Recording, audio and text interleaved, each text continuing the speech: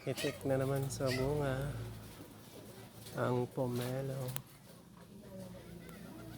Pero hindi siya ganong malalaki ngayon.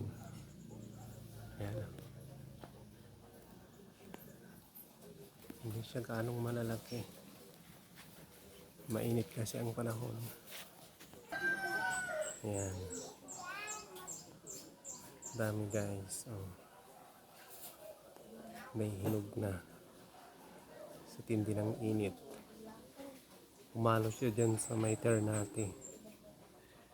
Sa blue Ternate. Ayan, hanggang doon. Dami na naman siyang bunga guys, yung pomelo.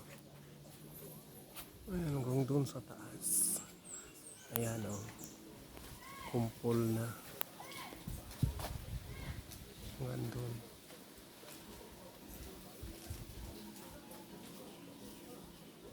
Daming bunga na naman guys ang pomelo. Hitik na naman siya